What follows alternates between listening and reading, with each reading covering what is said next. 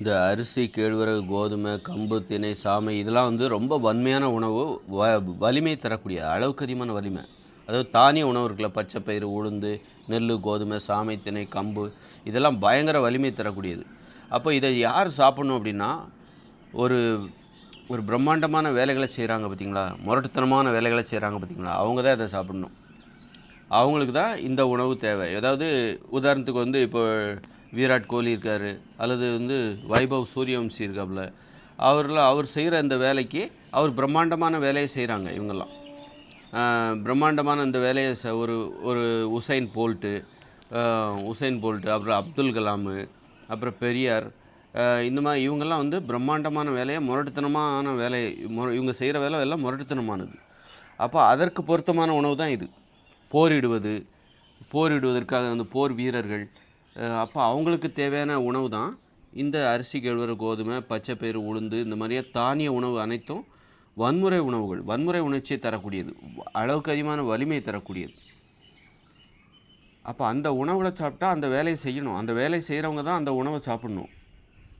வயலில் முரட்டுத்தனமாக உழைக்கிற ஒரு விவசாயி, அவங்கெல்லாம் இந்த உணவை சாப்பிட்டா தான் அந்த வேலையை செய்ய முடியும். அந்த வேலையை செய்ய வேண்டுமென்றால் இந்த உணவை சாப்பிட வேண்டும்.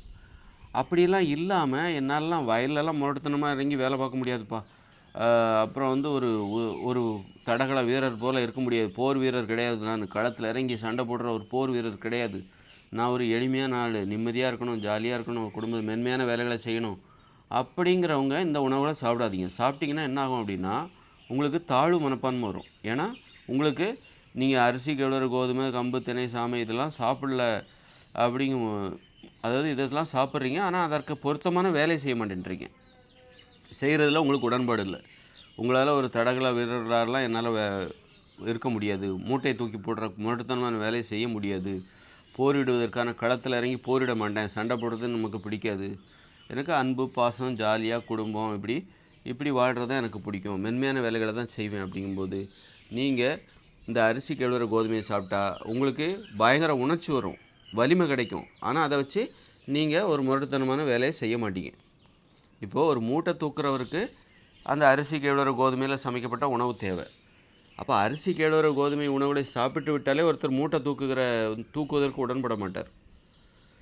மூட்டை தூக்கி போட்டுருவாரா?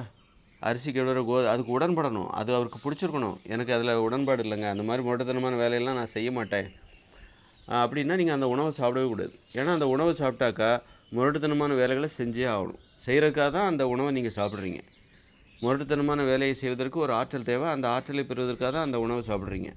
அந்த உணவை சாப்பிட்டுட்டு இப்போ என்ன ஆகுதுன்னா, உலகம் முழுக்க மனிதர்கள் இந்த வலிமை தருகிற தானிய உணவுகளை சாப்பிட்டுட்டு, கோதுமை இந்த மாதிரியான உணவுகளை சாப்பிட்டுட்டு அந்த உணவு தருகிற வலிமைக்கு பொருத்தமான வேலைகளை செய்வதில்லை. சாப்பிட்டுட்டு படுத்து கிடக்கிறாங்க, உட்காந்துக்கிட்டே ஒரு வேலையை பார்க்குறாங்க, மென்மையான ஒரு வேலையை பார்க்குறாங்க. அப்புறம் படுத்து கிடந்து டிவி பார்க்குறாங்க. 10 நாள் லீவுப்பா எனக்கு அப்படின்னா 10 நாளும் அல்லது 4 நாள் லீவு, 2 நாள் லீவு அப்படின்னா 2 நாளும் என்ன பண்ணுறாங்க, நல்லா இட்லி, பூரி, பொங்கல், தோசைன்னு சாப்பிட்டாங்க. சாப்பிட்டுட்டு படுத்து கிடந்து டிவி பார்க்குறாங்க, மொபைல் ஃபோன் பார்க்குறாங்க, ஒரு வேலையுமே செய்யலை. அப்போ இதெல்லாம் என்ன ஆகும் அப்படின்னா, உங்களுக்கு என்ன ஆகும், தாழ்வு மனப்பான்மையை ஏற்படுத்தும். ஏன்னா இது பிரம்மாண்டமான வலிமை தருகிற ஒரு உணவு. உங்களுக்கு இப்போ அதை சாப்பிட்டுட்டீங்க, அப்போ உங்களுக்கு பிரம்மாண்டமான வலிமை வந்து விட்டது, ஆசைகளும் வந்துவிடும். உங்களுக்கு வலிமை அதிகரிக்கும் போது ஆசையும் வந்துடும். பிரம்மாண்டமான செயல்களை செய்யணும் அப்படிங்கிற ஆசை வந்துடும். ஆனால் அதை செய்கிறதுக்கு நீங்கள் உடன்பட மாட்டீங்க. ஏன்னா உங்களுக்கு ஒரு நம்பிக்கை இருக்குது, இதெல்லாம் செய்யக்கூடாது, முரட்டுத்தனமான வேலைகள்லாம் செய்யக்கூடாது, பிரம்மாண்டமான வேலைகள்லாம் செய்யக்கூடாது அப்படிங்கிற அந்த ஒரு நம்பிக்கை உங்கள்கிட்ட இருக்குது. அப்படி இருக்கும்போது நீங்கள் அந்த உணவில் சாப்பிடும்போது உங்களுக்கு ஆசை வந்துடும் அப்படிங்கும்போது அதற்கு பொருத்தமான வேலையை நீங்கள் செய்ய மாட்டீங்க. அப்படிங்கும்போது உங்களுக்கு தாழ்வு மனப்பான்மை வந்துடும்.